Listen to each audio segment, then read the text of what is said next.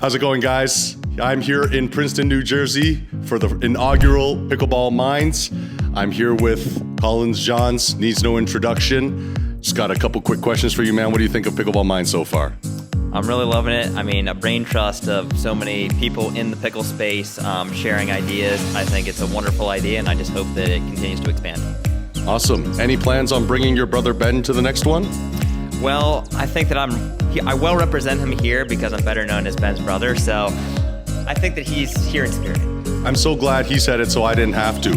But being a PPA superstar in your own right, what's it like not just being Ben's brother, but playing with him and playing at such a high level?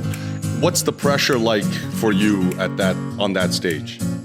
Certainly with blossoming sport, being at the top is a privilege, and you definitely have to take that seriously. And in the beginning when we first started, it was nothing like it is now, so it was more of a hobby, and you didn't have the spotlight that you have on you now. So you have to remember that there's always a camera running, and you have to be an example for everybody out there watching, especially the younger generation. Awesome. And I'm obviously everybody wants to know when you're playing with Ben, like what's the relationship there? Like is it like is there sibling rivalry, or do you feel like you guys are in tandem with each other? What's the mentality during the game?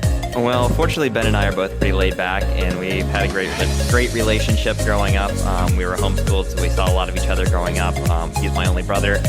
So I think that it's a healthy relationship in general, and not to say we're not going to get peeved once in a while with each other, but I think considering the stage, considering how competitive it is, I think our relationship is very good. And as far as compliment each other, I always came to the sport wanting to make Ben play his best. So he started before me, he was the better player, and I was like, whatever role you need fulfilled in your best partner, I want to be that. So that allowed me the fastest route to be exactly that for him, and we've continued that relationship. See, that's how you be a good brother. That's how you know how to work with somebody. You know, you don't try to take the shine from him. You know how to put a man on a pedestal, right? So I guess my last question here would be like, what's the off-court training like for you guys? Like, is it? Can you give me kind of a breakdown of his daily and your daily regimen to retain your status as PPA superstars for so many years?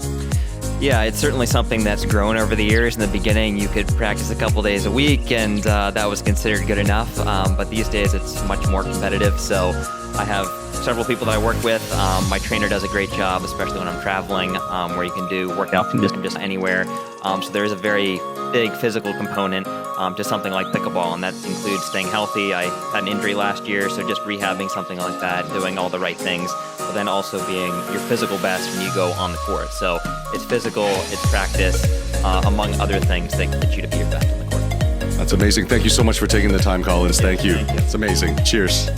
You guys heard it here first, Pickleball Minds. Stay tuned for the next one.